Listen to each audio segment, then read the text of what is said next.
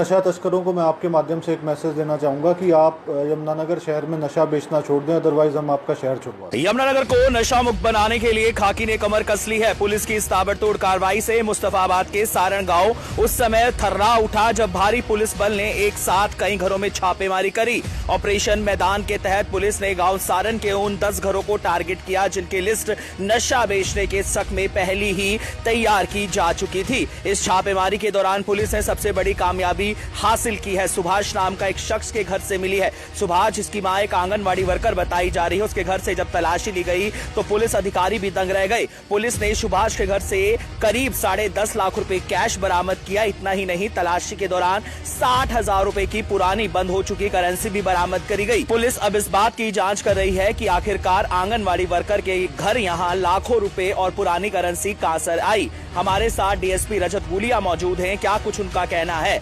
उनसे आपको सुनवाते हैं।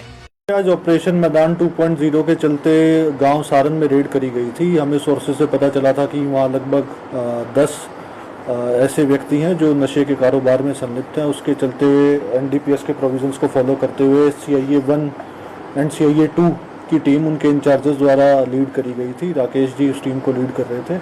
तो जब इनके घरों में रेड करी गई, उनमें से एक व्यक्ति सुभाष के घर चेकिंग के दौरान लगभग 10,37,000 रुपये कैश में मिले थे। इसके अलावा उसके पास 60,000 रुपये जो 2016 में जो करेंसी बंद हो गई थी उसके 500 और 1000 के नोट भी मिले हैं। जो उसकी घर की स्थिति देखी जाए और तो उससे वह सारी अमाउंट ही सस्पिशियस लग रही है। उस कैश को सीज करा गया। उसकी मदर आंगनवाड़ी वर्कर है और वह स्वयं कुछ भी नहीं करता। अब आगे इस कैश को हम इनकम टैक्स डिपार्टमेंट को इन्फॉर्म करेंगे और कैश को ट्रेजरी में जमा करा जाएगा। प्लस उनके जो बैंक अकाउंट्स हैं उनको भी देखा जाएगा कि कहाँ से कैश आ रहा था और क्या नॉन सोर्सेस थे। अभी कहीं नहीं मिला है जी। सिर्फ सीज हुआ था, एक बाइक सीज हुई थी।